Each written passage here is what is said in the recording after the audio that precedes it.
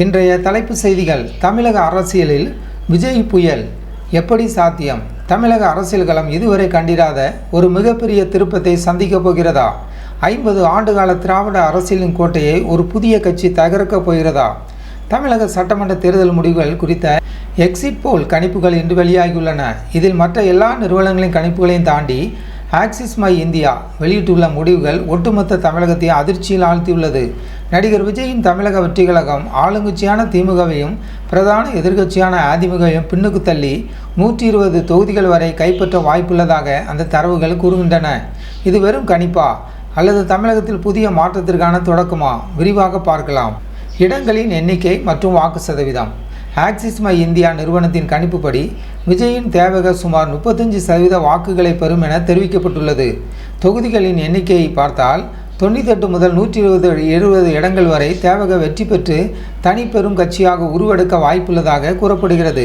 அதே நேரத்தில் ஆளுங்கட்சியான திமுக கூட்டணி 92 முதல் 110 இடங்கள் வரை மட்டுமே பெறும் என்றும், அதிமுக கூட்டணி வரும் 22 முதல் 32 இடங்களோடு சுருங்கிவிடும் என்றும் இந்த கணிப்பு தெரிவிக்கிறது. நாம் தமிழர் கட்சி 3% வாக்குகளையும் மற்றவர்கள் 4% வாக்குகளையும் பெறுவார்கள் என மதிப்பிடப்பட்டுள்ளது. இந்த முடிவுகள் உண்மையானால் விஜயின் வருகை என்பது எம்ஜிஆர் மற்றும் என்டிஆர் ஏற்படுத்திய அரசியல் மாற்றத்திற்கு இணையாக பார்க்கப்படும். வயதானவர்களும் இளைஞர்களும். விஜயின் இந்த பிரமாண்ட வளர்ச்சிக்கு பின்னால் இருப்பது என்ன? ஆக்சிஸ் மை இந்தியா இதற்கான ரகசியத்தை வயது வாரியாக வாக்காளர் தரவு மூலம் விளக்குகிறது. முதலில் திமுகவின் பலத்தை பார்ப்போம். 50 வயதுக்கு மேற்பட்ட அனுபவமிக்க வாக்காளர்கள் இப்போதும் திமுக பக்கமே நிற்கிறார்கள். 50 வயது முதல் 59 வயதினர் 45% பேரும், 60 வயதுக்கு மேற்பட்டோரில் 49% பேரும் திமுகவுக்கு ஆதரவு தெரிவித்துள்ளனர். ஆனால் தமிழகத்தின் எதிர்காலத்தை தீர்மானிக்கும் இளைஞர்கள் கையில் எடுத்திருக்கும் ஆயுதம்தான் தேவக விஜய் கட்சிக்கான ஆதரவு. புள்ளி விவரங்களை பார்த்தால் 18 முதல் 19 வயது வரை, அதாவது முதல் முறை வாக்களிக்கும் இளைஞர்கள் 68% பேர் விஜய்க்கு வாக்களித்துள்ளனர். 20 முதல் 29 வயது வரை இவர்களில் 59% பேர் தேவக பக்கம் சாய்ந்துள்ளனர். 30 முதல் 39 வயது வரை இந்த வயதினர் 45% பேர் விஜயை ஆதரிக்கின்றனர். சுருக்கமாக சொன்னால், வயதானவர்கள் ஆளுங்கட்சியை ஆதரித்தாலும் 40 வயதுக்கு உட்பட்ட இளைஞர்கள் ஒட்டுமொத்தமாக விஜயின் பக்கம் திரண்டுள்ளனர்.